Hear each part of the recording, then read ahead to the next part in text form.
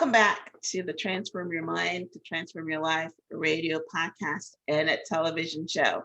I'm your host, Life Coach Marina Young, and sitting in the guest chair today is Paul Salter. Paul is a registered dietitian, coach, author, and a sustainable weight loss expert. Now, I'm going to give you a hint.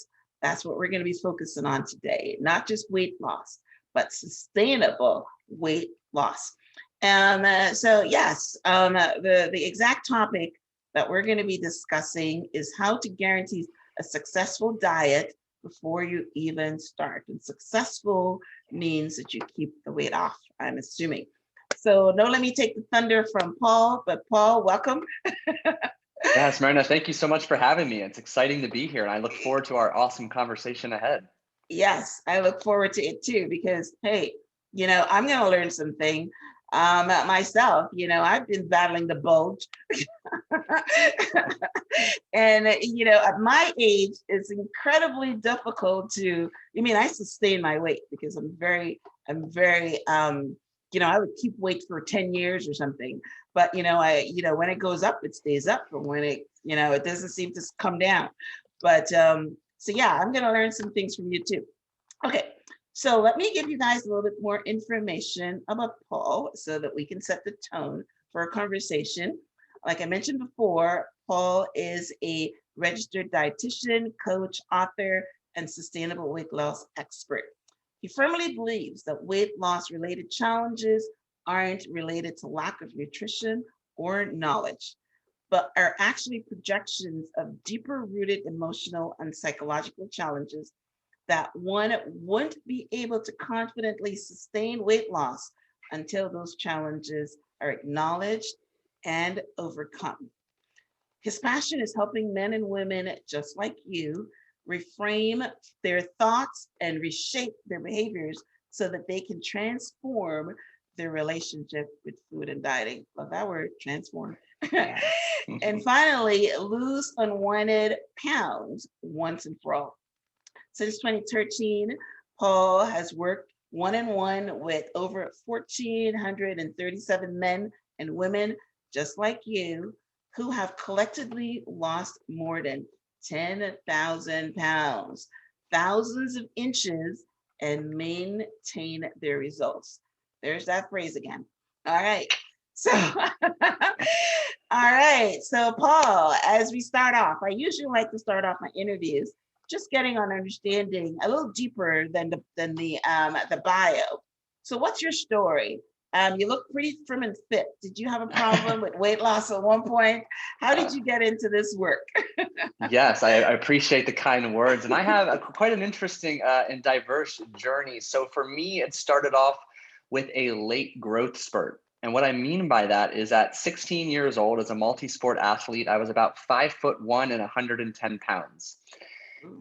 As you can imagine, it was quite challenging to keep up with all of my peers who were bigger, stronger, faster than me. And it finally clicked one day. And I don't know why. I like to give my mother all of the credit in the world. But what I was eating and putting into my body was enabling me to perform better during sport practices, competition. I was able to keep up with everyone despite the size advantage that they had. And I took that nugget of knowledge with me and carried it into college, where I shared my newfound love for, exercise, weightlifting, and nutrition with friends, and quickly realized that my peer group was turning to me more often than not for advice related to nutrition, related to weightlifting. And it finally dawned on me that maybe I could get paid to just talk about nutrition and weightlifting all day. So I began to study for my personal training certification, but I still remember to this day exactly where I was when I read, I believe it was chapter 23 of the big exam book. It was called Sports Nutrition. And that was my light bulb or aha moment, that I finally realized there are actually people out there who are helping others, or helping even athletes pay attention to what they're eating, when they're eating, so that they can feel, look, and perform at their very best. And the very next week, I went into my, I guess they were called my supervisor or counselor's office, declared my major as dietetics, and then went down the path of studying nutrition. But the thing is, at this time, Myrna, across all collegiate athletics, thousands of colleges, and I really wanted to get into sports nutrition, there were only 7 sports dietitians in the whole nation. Really? Yeah, crazy to think about, Wow. right? So it was definitely a very new area of focus, but I was fortunate enough to be proactive and a bit aggressive, if you will, putting my resume everywhere to meet the right people, to lead me through a path in which I spent time in a hospital. I knew it wasn't time for me, but that's part of a dietitian's training. And I spent a lot of time doing competitive bodybuilding as I went through this journey of self-discovery. And this is where I started to really understand the holistic, specifically the emotional and psychological impact that dieting has on people. And that when we finish a diet, trying to return, I guess, to a sense of normalcy is a lot easier said than done.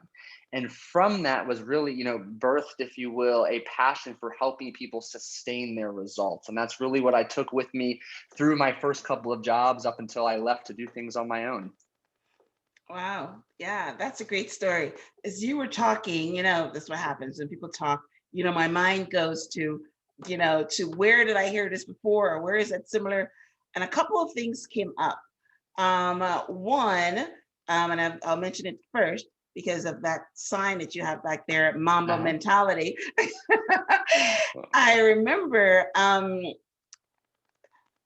don't think it's The Last Dance, but it was some kind of interview with someone just like you that said that he coached Michael Jordan, but he was a strange person, and that he just sent out his resumes all over, and Michael Jordan wanted to work with him. So similar to what you were just saying, I don't remember his name, but I could tell you his name. Yeah, you know who I'm talking about, right? Yeah, tell me who that Tim is. Grover. Okay, all right, right. So, and Mike, yeah. So where did I see that? Was that part of the Last Dance interview, or was he just talking something else? It was, huh? Yeah. And I also, he just came out with a new best-selling book back in May, which I highly recommend. It's called Winning the Unforgiving Race, and he talks about his story a lot there as well. Right. Yeah. So that's amazing. So I'm glad that you're on that same path. Sending out your resumes anywhere. And have you had success like him, like getting a star player to say, I want you? Well, I can say I've been very fortunate to work with many collegiate professional Olympic athletes during my years, and happily now serve my community, which is just a completely transformational and indescribably awesome community of people. Okay. Well, hey, we're going to set the intention that somebody, is going to listen to this interview and they're going to say, I want Paul Salter. See, I told you I want to call you Slater. And then the first thing that popped into my head, though, was I read Tom Brady's book. And he talks specifically that his body is an asset and what he puts into it, and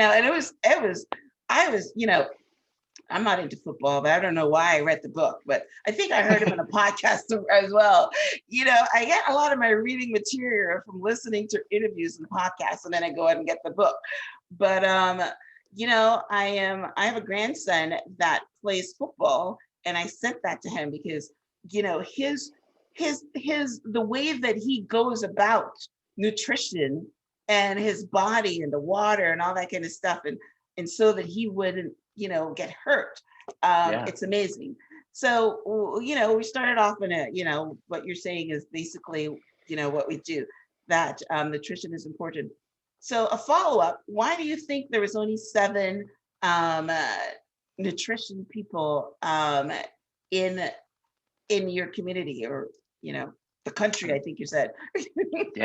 Great question. And from my understanding and I guess my hypothesis blended in there as well, for the longest time, it was the strength and conditioning coaches shouldering the load of the weightlifting, the conditioning, the coaching, the leadership. And oh, by the way, can you squeeze some nutrition in there? And it wasn't really until, late 80s, early 90s that a lot of sports nutrition research started to be conducted. But then we needed to fast forward another 10 or 20 years before it kind of became more well-known and actually accepted.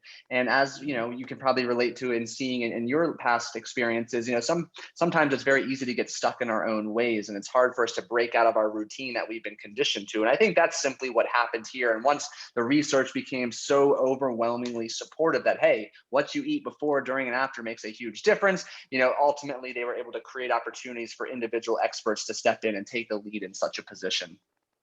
Yeah, that's pretty good. All right, so let's transition to our topic. That was a great intro. Now, as I said, we're going to be focusing a lot on, everybody knows a diet. You can even, later on in the conversation, actually, give us the definition of that, because I know it fluctuates. But, we're going to be talking about, maintaining weight loss. So the question I have here is, what's the real reason or the number one influencing factor that people can't maintain their weight loss? They go on this diet and I don't know, 6 months later, they're back to the same weight, or even sometimes they gain more. What's that about? I think there's two major driving forces behind this occurrence. And the first one actually goes really well with what you just said about the definition of the word diet. It's a perfect opportunity to talk about this because there are actually two definitions to the word diet. There's the one that we are all so familiar with, which is intentionally eating fewer calories to lose weight. And that's the one that, the weight loss industry promotes very heavily and tries to, for lack of better words, brainwash us with. However, the second definition is simply a habitual way of eating. And the best example I like to describe to illustrate that definition difference is, a vegetarian or someone who follows a plant-based diet doesn't necessarily mean that said person is eating to try to lose weight. So really what it encompasses is a lifestyle, a foundation of healthy behaviors and a healthy relationship related to our food choices. And where we all go wrong as a whole population is we focus on the former definition, only intentionally eating to lose weight.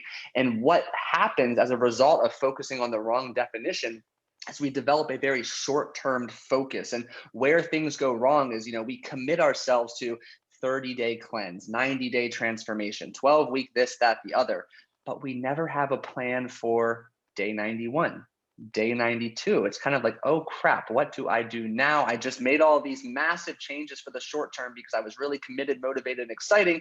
Motivation has now waned, excitement has now waned, and I now realize I do not have a foundation of healthy eating habits that help me feel and look my best to fall back upon. Crap, I'm going to fall back on what I'm used to, and then the weight comes back. Okay, so you're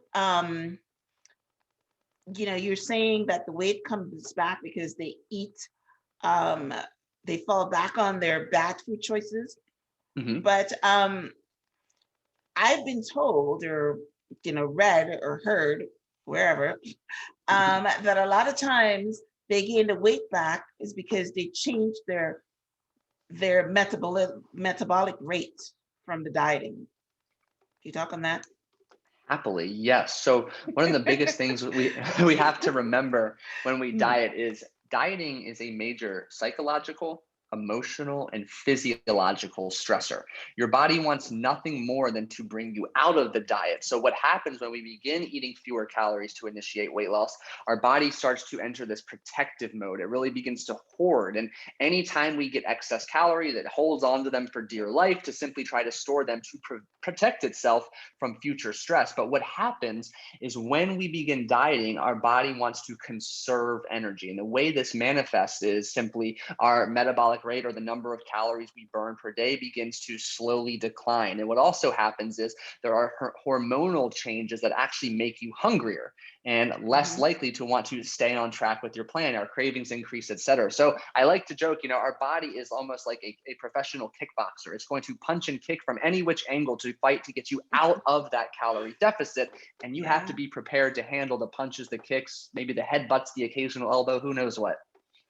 Yeah, so that's good. So that's basically what I heard. And I've seen it where, you gain it back and you gain it back faster because you're changing your cellular structure.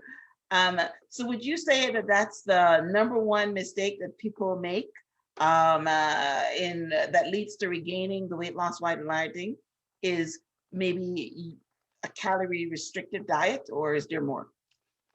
Great question. So I think it's important to note to diet and to really initiate weight loss, you have to be in a calorie deficit, or there has to be some form of calorie restriction. And there's no problem with that whatsoever. It's literally an essential step. But what happens is Mm, the harsher your calorie restriction or the mm, longer your restriction, your body is so dynamic and adapts so quickly. And let mm, me give a numerical example to help. Let's say somebody's eating 2,000 calories per day. They decide mm, they want to lose weight and they slowly drop their calories to 1,600, 1,200, maybe even 1,000. People mm, get too excited and make such harsh changes in their calorie restriction that their body adapts so quickly. And then when they get to day 91, for example, and they just return to their old eating habits, now they've been accustomed to eating 1,000 calories per day. They go right up to 2,000 or even more. And like I mm, mentioned earlier, their body just wants to hold on to all of those excess mm. calories to protect themselves. Okay. And there comes the weight gain. Okay. So that's the number one reason to harshly restricting their calories. Do you have another suggestion of how how that works, how they should do it?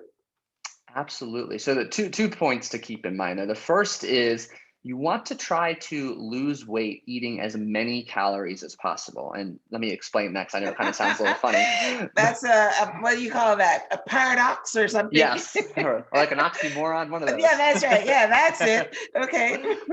So if we go back to that numerical example of, let's say I'm eating 2,000 calories to maintain my weight, I decide I want to diet and I reduce my calories to 1,600 calories, and all of a sudden I start losing, an appropriate amount of weight every single week. Well, if I'm losing weight at 1,600 calories, I'd be kind of foolish to immediately jump down to 1,200. That would make it, that much harder, which would challenge compliance, and you're more likely to get way off of track, maybe succumb to binge-like behavior. So we want to Mm, eat as many calories as we can while still driving weight loss. And an appropriate, our optimal rate of weight loss is about 0.5 to 1% of your body weight per week, which, for example, let's say a 200-pound person, that's 1 to 2 pounds per week.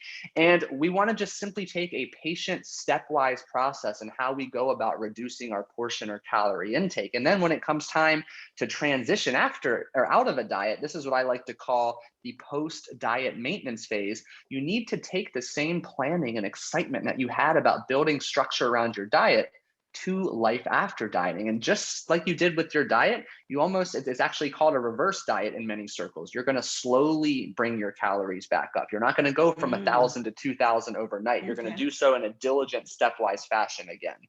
Okay. I got it. So this is probably a good time to talk about, because one of the questions I have here is what's the difference between a maintenance diet and post maintenance? You just talked about the post maintenance, which is Mhm. where you gradually bring your calorie level back up so that your body can get accustomed to, Yes. all this, you know, um, what you're doing to it. So what should we do as a pre-maintenance?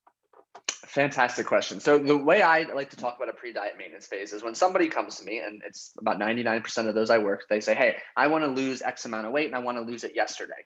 And it's the typical, we want all of our results yesterday. But when I go through their questionnaire and have these initial conversations with them, I get a really good picture of their current foundation of eating habits, if there are any habits in place. And I also really get to gain a good understanding of their relationship with food. And what inevitably happens more often than not is people who want to start a diet don't really have any foundation in place. Maybe they're dining out 7 times a week, or they're skipping meals here and there, and then they're binging later, etc. So this pre-diet maintenance phase is a point, or an opportunity rather, to start building a unique sustainable structure for that individual. And because changing habits can be a stressful process on its own, we don't want to add additional layers of stress in the form of a calorie deficit. Like, as we just mentioned, that's a psychological, emotional, and physiological stressor on its own. So it's during this phase, we're not trying to lose weight whatsoever. We're simply working on rebuilding a foundation of healthy eating habits, one that is unique and sustainable, and also reframing or rebuilding our relationship with food so that we're really thinking for the long term from day one. All right. So as you were talking, I'm getting this picture of, let's say that somebody like to eat. I'm making this up, but let's say somebody likes to eat pizza or fried food or something, Mhm. and they're 50 pounds overweight, right? So they come to you, and you ask these questions, and you understand that they have this relationship with food where they're eating bad foods. So instead of you saying, well, okay, I'm going to put you on this calorie restricted diet so that you can start losing weight, what you do is maybe you steer them to some vegetables or fruit or something. Is that what you mean? Is there a diet? I mean, yeah, explain that so that someone's Yeah. listening can understand what that means. Right. Absolutely. So in the 10 plus years of doing this, working with 1,400 plus people, those who have had the most success, it all boils down to three common principles, and that's related to the foundation of their food and eating habits. And those principles are simply, literally, simplicity, individualization, and sustainability. So, if you and I, for example, Myrna, we're working together from day one, I'm really going to ask you a lot of questions, challenge you to think differently about what, an ideal day of eating, nourishing your mind and body, your soul looks like. So, for example, maybe you only want to eat 3 times per day. Maybe, your best friend wants to eat 5 times per day. We focus on you. So we really build a structure that is unique to you. So we know if you want to eat 3 times per day, great. I'm going to have collected information about what your eating looks like as of late. And I'm going to be able to identify what I like to call areas of focus or areas for growth. And we're going to start with the most, one I feel most important, that's going to give you the quickest win right away. And we're going to take that and we're going to build positive momentum before we move to the next one. And one of the most common ones I get is people coming to me under eating protein. So maybe that's looking at ways to add in protein throughout the day. Maybe even, I like to say sneak protein in so you can reap the many benefits protein has to offer without making some completely upheaval change to your current approach to nutrition and eating. Okay. All right. So I got it. So you're just getting them, maybe in touch with what they're eating and getting them into, starting the diet phase and maybe even seeing if they can follow it, to be quite honest.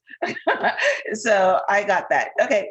So is there anything else you want to add to the post-maintenance phase other than, deliberately get your calories? I mean, intentionally start eating back those calories. Is there anything else you want to add to that? I would say that the focus needs to be equally, if not higher than during the dieting phase, because if you think about it, if let's say someone has a goal of weight loss of 20 pounds, for example, and maybe it takes them one diet, maybe it takes them 2. That's not important. What's important is how they spend the time structuring the time in between diets. Because if you are going to diet and then maintain your weight loss successfully, you should probably only spend about 1% of the rest of your life ever dieting. Like, think about that for a minute. If you do Right. one good diet and you learn how to maintain your weight loss, you never Yeah. have to diet again, which is fantastic. Yeah. But so that's where you're talking about lifestyle, right? yes, Right. exactly. Mm-hmm. So Right. during Okay. the post-diet maintenance phase, we want to pay attention to, of course, the gradual increases in your calories, your portions, to get you back to a level that supports everything you want to do to live life to the fullest. But during this time too, we need to really put a lot of attention and time into redefining what normal or balance or moderation looks like for you as an individual, and then view each of those through the lens of sustainability so that weight maintenance continues to happen as you kind of literally operate on this new version of autopilot with your eating and exercise as well as self-care habits. Okay. So in your program, do you include exercise or just diet? We focus a lot on nutrition, but we actually focus a lot more on, the emotion, behavioral, and mindset aspects that this whole sustainable weight loss equation entails. Yeah. That's So not basically much what on you said. exercise. Right. Yes. Yeah. The brain, the mindset. Yeah. I got you. So, somebody who's coming into your program, you help them with the pre-diet, you have them on a diet, they lose their 20 pounds, and then you have the post-maintenance where it's a lifestyle shift. And if they do those 3 things, the $1 million question is weight loss sustainable? It absolutely is, but here's the one thing I'll include is before someone who enters our community and program, before they receive, instructions and the individual one-on-one care to build out their pre-diet maintenance phase, they actually spend the first couple of months not even focusing on nutrition. We spend a lot of time up in here and I'm pointing to my head and in the heart, really Mm. looking to understand their past, how, for example, their childhood, potential childhood traumas, relationships with parents, guardians, friends, their environment shaped their current relationship with food, dieting, and themselves. And we really use this as an opportunity to shine a big, bright spotlight of awareness on some of the ways our past is experience, or rather is affecting self-talk, limiting beliefs, toxic thoughts, counterproductive habits. So we spend a lot of time there first before even getting to the nutrition, because if we can start making some tiny, like nth of a percent or degree changes, they're going to accumulate and compound over time, so that when we get to the actual nutrition nuts and bolts, it actually feels really easy. And I can't tell you how often, Mara, that's the response we get is, for the first time in my life, eating healthy or losing weight was finally easy. Things just begin to click when you tackle the deeper rooted issues. Yeah, yeah. I was listening to Super Soul Sunday the other day, and Oprah was talking exactly about that. That when she started to clear up why, because her food was chips. I don't know how much weight you can Yeah. gain, but chips. But you must have to eat a lot of chips in order to gain a lot of weight. But she has maintained that chips is her weakness, and she was saying that when she understood the past trauma that was making her eat, then she wouldn't immediately go to a bag of chips to self-medicate, but Yeah. we all know that and that's basically where we started off talking about that people have the knowledge, but they just don't do the work. You didn't say that. I'm adding that. But you have the knowledge, because if you know that you're sitting in the evening and you're just eating nonstop, which is when a lot of people do it. Mhm. You're just eating nonstop. You've got to know in your brain that there's something wrong there, that you can't stop. But nobody does the work to figure out what's your trigger and why they're doing this. But when they come to you, I'm almost sure that they have to be more than 20 pounds in order to come to you to do that work, because it's a lot of work in order to understand why you're overeating, why you're on this yo-yo diet. You go for 90 days, as you say, and you're doing all the right things, and then you go right back to doing the things that you shouldn't do, and Yeah.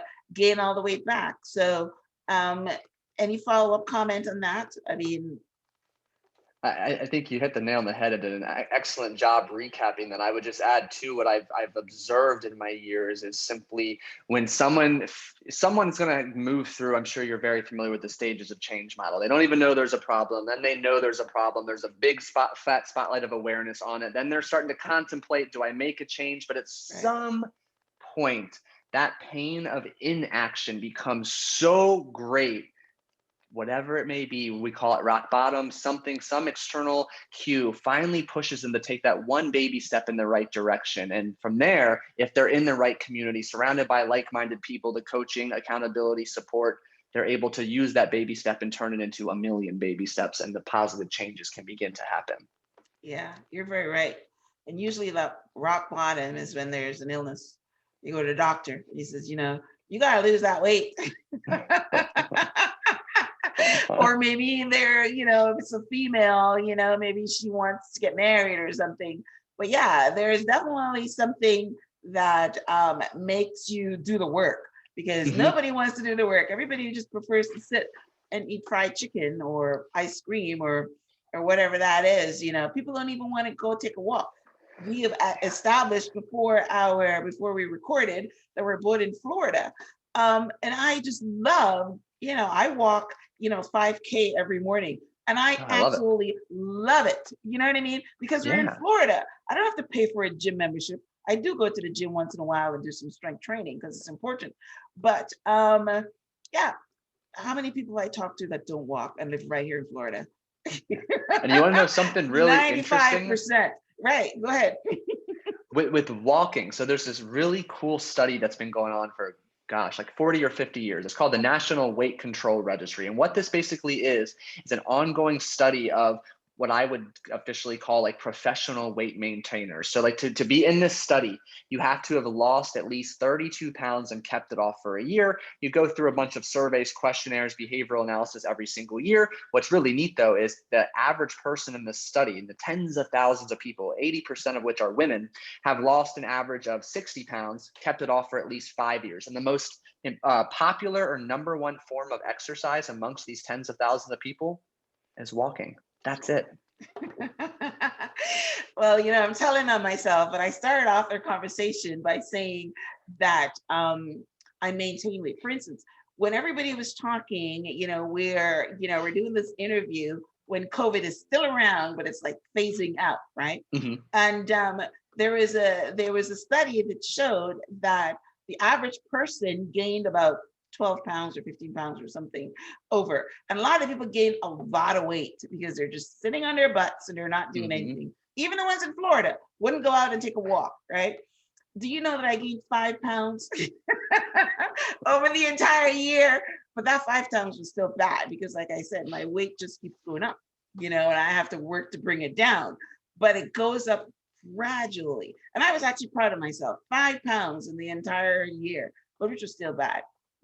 And that's because I do have a walking regimen. I do have a walking regimen. Yeah, walking is very good, right? Yeah. And I just can't understand why people don't do it. I don't understand. You and me both. I don't understand why people don't do it. All right, so we've had an excellent interview. So now, tell us about your program. Tell our listeners and those watching on TV how you can help them maintain their weight loss goals, and how they can contact you and stuff like that.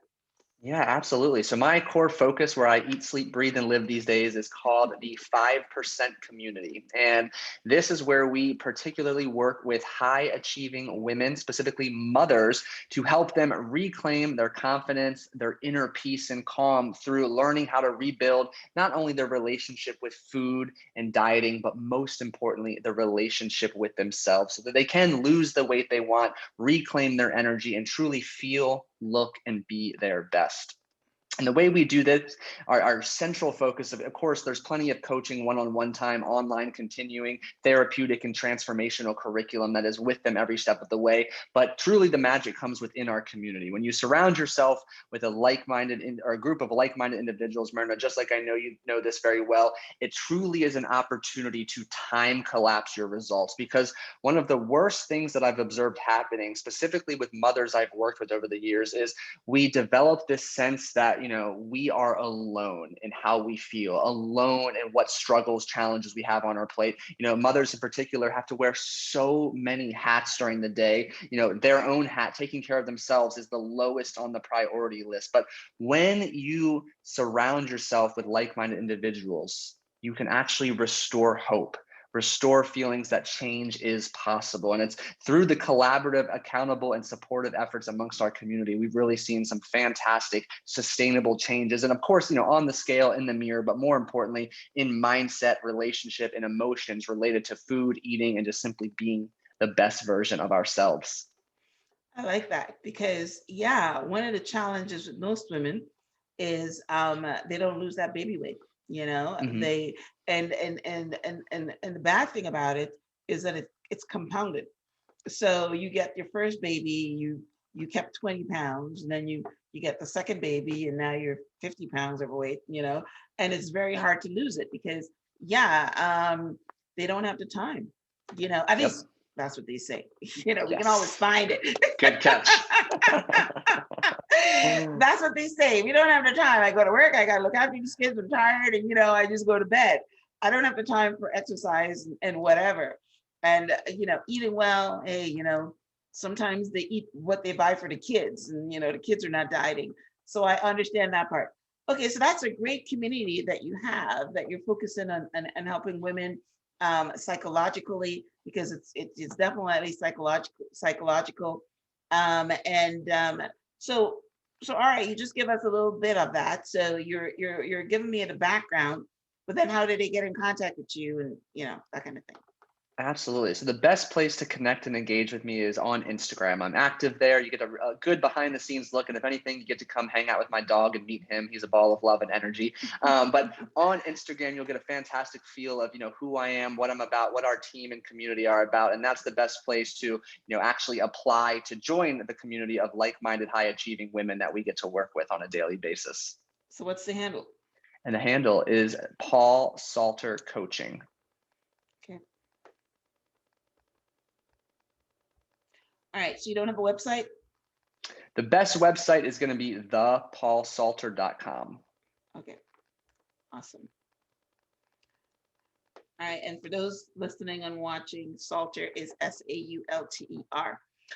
All right, so that is Salter, no U. Okay, there's no U, right? I'm sorry, you're right. Yes, I'm trying to be helpful here. I actually wrote SAL and I said the U. But yeah, it's SALT, like salt, right? Paul Salter, thepaulsalter.com. You got it. All right, okay, awesome. All right, well, we've got a little bit of time. So let me ask you one thing that pertains to women that are over 50. Is there anything that they have to do different to lose weight and maintain that weight loss? Because women over 50 are dealing with the menopausal hormonal stuff. Fantastic question. I was actually just fortunate enough to have one of my one-on-one clients on my own podcast last week. She is 57 years young and has, dropped significant weight and didn't even start really paying attention or trying, if you will, till I believe age 50 or 51. And I can tell you that on a nuanced level, there are a couple things to be aware of, a couple strategies that can help you along the way. But ultimately, everything boils down to consistency. Finding a simplistic, unique approach to you related to both nutrition and exercise that you can implement consistently while still living your life to the fullest. But on a nuanced level, a couple days per week of resistance training, and it's going to go very, very far for you. It's going to help you maintain muscle mass, which is something after the age of 35, we begin to lose a little bit every single year. And the reason muscle is so important, aside from you being able to do everything you want to do physically, is muscle is very energetically costly, meaning we expend a great deal of calories just to maintain it. So you can imagine if you're maintaining more muscle, you burn more calories, you lean out. And then similarly, kind of building off of that is putting an extra emphasis on your protein intake during the day. As we age, particularly after the age of 50, our bodies become less sensitive or less responsive to protein. So we need a little bit more to still have protein do all of the wonderful things it does from us, specifically from a muscle standpoint and appetite management standpoint as well. Okay. Yeah, so that question was really for me, but so that was great. My listeners as well. So yeah, so I'm doing all those things. I told you already. I walk. I drink protein in the morning with my protein shake. Perfect. Yeah, so that's my consistent diet. I don't have lunch, and then I have dinner, and I focus on eating well. And then I go to the gym. I don't go as often as I should. I guess I should add that. But, I go maybe, let's say, a couple times a month. But now that you're saying that is important to help with the losing some of the weight and then maintaining it. So that's great. So that's awesome. Now, you just mentioned that you have a podcast, and I was very impressed by your dialogue and your speech and your energy. So that's great that you're a podcaster. What is the name of your podcast? Hey, come on, show off. Yes, thank you for those kind words. The name of the show is the Screw the Scale Podcast. Okay. Screw the Scale. I love it. All right. It's a lot of fun. Yes. So we're not going to be, if I were to take the message from that is we're not going to be jumping on the scale every morning and weighing. We're going to have the mental and emotional stuff down instead of jumping on the scale. Bingo, you got it. We're going to put that pesky clunk of metal to the side. I love it. Can I tune in or what? Please do. We'd appreciate it. Yes. Okay. All right. It's awesome. Paul, this was a very high energy, lovely interview. We covered a lot of stuff very quickly, which is why we're, we're a little early, but that's great. I love to be able to get good content in. One of the things, I want to circle back on is you said something very important that, we should lose about 0.5%, I think you said, of our body weight per week. So you don't want to go too fast. And I think I heard that, you lose 1 or 2 pounds a week is good. You don't want to like lose 10 pounds or something, because that's usually probably only water weight or something. So that's, one good tidbit. And you give you said, that's for somebody that's 200 pounds, that's 1 pound a week or something, right? Was that the numbers? Yep, 0.5 to 1%. 0.5 to 1%, right? All right, so yeah, I like that. And then we also talked about what diet means. And diet could be intentionally eating, which is basically what everybody thinks of a diet. You go on a diet where you're calorie reducing and you're intentionally eating. And then, and the reason I asked that question is because, yes, I've heard that a diet could be what you eat every day. You know what I mean? And that's what you brought out. You brought out that it is your lifestyle, food choices, and how you habitually eat. In the African American community, that means that a lot of times the reason that they have, I'm from the West Indies, so I'm not necessarily, I don't have an African American diet, but I identify with that community. But the African American diet is, things like fried foods and, cornbread and, all those, high, fatty foods. And that's why the African American community has a problem with weight because, of the foods that we eat. Now, then I hear about the Mediterranean diet. The Mediterranean diet is, they don't gain weight because they have a different kind of diet, right? And then we have the, so, it's your lifestyle. So if someone comes into your program, then generally speaking, to become conscious of it, become conscious that maybe your culture, the food that you're eating, what your culture needs to be changed a little bit. And you have a different kind of diet. And I myself has tried to, in the Caribbean, we have a lot of, we eat a lot of rice and vegetables, right? So not that big of meat because, we're poor countries, we don't have a lot of meat. So I've gone back to, eating that way and concentrating on more vegetables and just a small amount of meat. And that is helping me maintain, but I want to lose. The scale needs to go down. Yes. Any last words for any, before we do that. So I want to thank you, Paul, for a very spirited conversation, very good content. My regular listeners know that they can tune in to the show page, which is blog.myhelps.us. And there will be a transcript of my conversation with Paul. If there's anything that you missed, you can have the transcript there. And there'll also be links to his podcast, his Instagram feed, and also his webpage. So so we will have all that. So once again, thank you. So as we wrap up, Paul, any last words or any inspirational message that you want to leave for our listeners? Yes, I'll first begin by just saying thank you for the opportunity. I thoroughly enjoyed our conversation. And for the listeners, I would say to you, remember to trust yourself. Like we kind of alluded to early in our discussion, you already know how to eat healthy. You know the difference between, an appropriate portion size and maybe a not so appropriate portion size. And you already know what to do. And before you spend your money and time, energy, and effort trying to outsource to fad diet A, B, and C, focus on making one tiny positive change that is geared towards, simply helping you feel a little better. And when you make that change successfully, then insert another one. And you're going to start to build positive momentum, because when you begin feeling better, your energy comes up, your confidence comes up, you're just exuding this different level of energy that then has a nice positive ripple effect on other areas of your life. So now we're talking about creating a win-win-win situation. Yeah, that's perfect. That's perfect. As salespeople, when I was in sales, that's exactly it. When you get a small little sale, it gives you the confidence to go on and get, so yeah, having those little positive nuggets along the way, that definitely helps. All right, Paul. Well, excellent. Awesome. So we're definitely come to the end of our show. Love talking about weight, love talking about weight loss.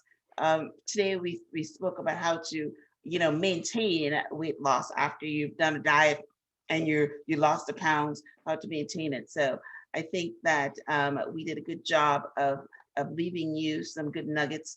So definitely follow Paul and listen to his podcast.